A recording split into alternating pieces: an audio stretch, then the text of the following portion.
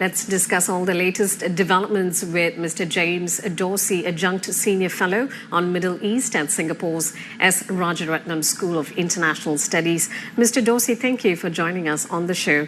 Now, as we heard earlier, Rubio said the Israeli strikes will not affect the U.S.-Israel alliance. Now, given the widespread international condemnation of Israel, what strategic costs do you think the U.S. is paying for its unwavering support? And do you think this stance could undermine its long-term interests in the Middle East or its global reputation? Secretary Rubio is probably right that the fundamental relationship between the United States and Israel will not change. But in his comments leaving Washington, he also suggested that there would be a fallout or consequences as a result of the Israeli attack on Doha. Those consequences, or if one keeps also in mind that U.S. President Trump was angry about the attack and also doesn't like to be crossed and doesn't like losers. The Israeli attack on Qatar failed. They did not kill any of the senior leadership. The fallout is likely to be that the United States will want to see an end to the Gaza war. Trump has made that very clear. They may give Israel some rope to continue in Gaza City, but ultimately they will need to be seen to reigning in Israel, which increasingly in the Middle East is being looked at as a rogue, destabilizing factor in the region. The other part of what the fallout is likely to be closer defense cooperation with the Gulf states.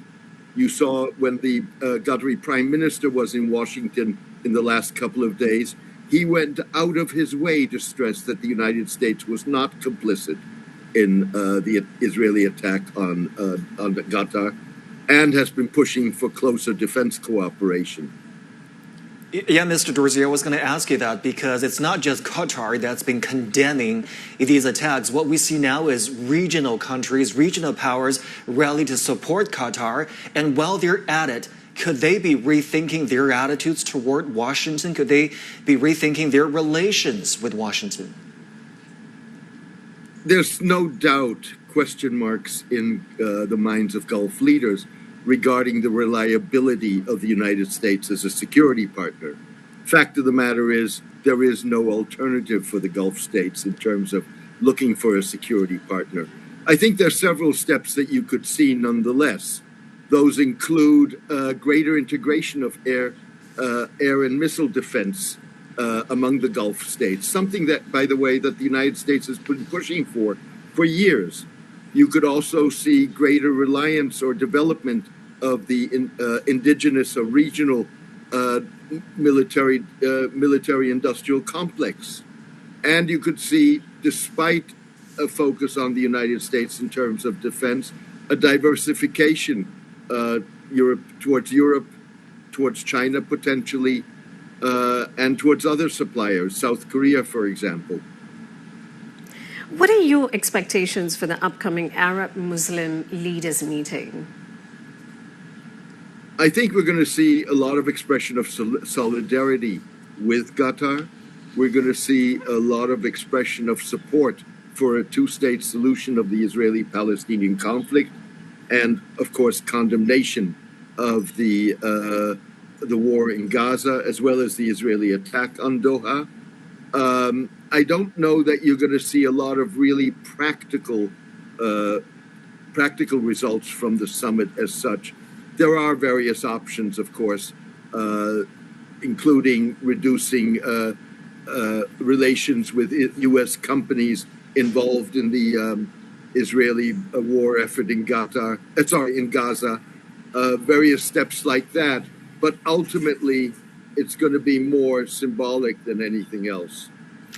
Let me get your thoughts, sir, on the New York Declaration, which is not legally binding. How much weight would you give to that declaration in terms of easing the conflict between Israel and Hamas or potentially putting a halt to it? I mean, the problem with it is that in the short term, and this is not an argument against the conference or against recognition of the state of Palestine and advocacy of a two-state solution, but in the short term, it could reduce the chances for for a resolution of the conflict. The reason being that as long as the United States and Europe, for that matter, do not step in with sanctions that hurt or that cause pain to Israel where it really hurts, Israel's going to be defiant. You've seen the response to, or the threatened response to, a recognition of Palestine as a state by various European countries, as well as Canada and Australia. That's been to say we're going to annex significant parts of the West Bank.